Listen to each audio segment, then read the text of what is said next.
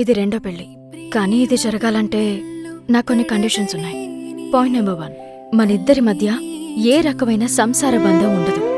Sorry,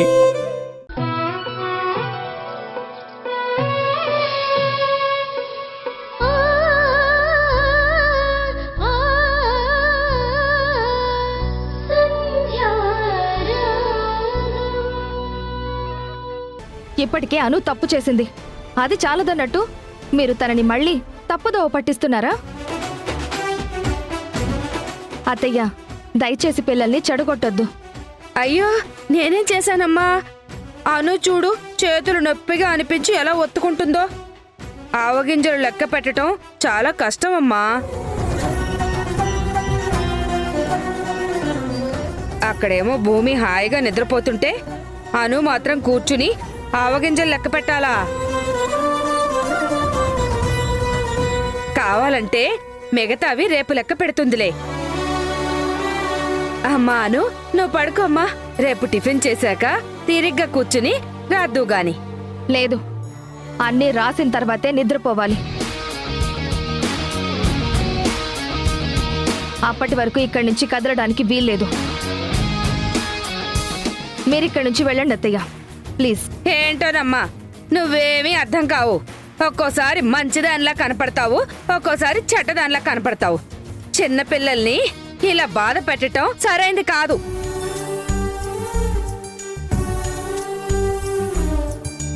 అను, నేను నిన్ను బాధ పెడుతున్నానని నువ్వు అనుకుంటే ఈ క్షణమే, ఇప్పుడే నువ్వు వెళ్ళిపోవచ్చు. మాటి మాటికి వెళ్ళిపో అంటావేంటి? నేను వెళ్ళను, ఇక్కడే ఉంటాను. ఇక్కడి నుంచి వెళ్ళిపోతే ఓడిపోయిందాన్ని అవుతాను. ఈ ఆవగింజలు ఎంత లేట్ అయినా సరే లెక్కేసి టోటల్ చేశాకే అప్పుడు పడుకుంటాను.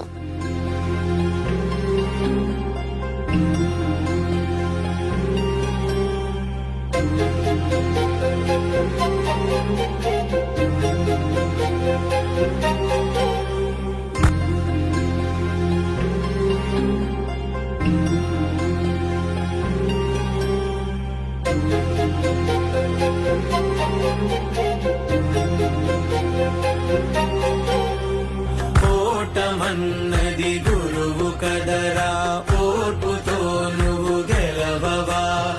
రేపుకే దిక్సూచి నిన్న రెక్కలే చుక్కానిరా.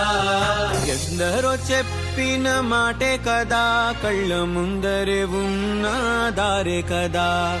తొందరే ముందన్న తీరొద్దికా, కష్టపడ్డోడికే దైవం తోడుండదా. మట్టి వాసన గుర్తుంచుకోని తండ్రి ఆసే దాగుందిగా. చిక్కి చితికిన విత్తనంలో వంశవృక్షమే 13,30,561.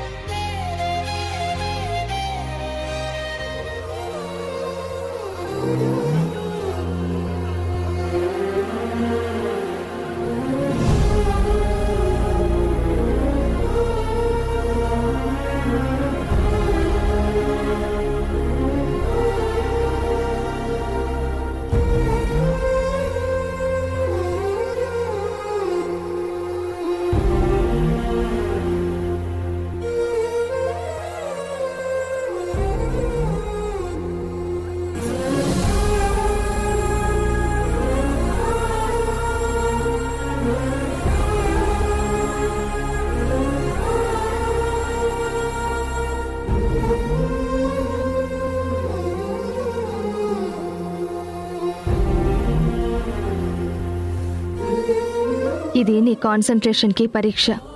ఈ టాస్క్ నీకు జీవితంలో ఎదురయ్యే సవాళ్ల నుంచి నువ్వు పారిపోకుండా ఎలా నిలబడ్డావు అన్నదానికి పరీక్ష. మీ అమ్మ చెప్పినట్టు నువ్వు మొండిదానివి. ఒకటనుకుంటే వదిలిపెట్టవు. నీ పట్టుదల మంచి వైపుకి వెళ్ళాలి కానీ చెడు వైపుకి వెళ్ళకూడదు.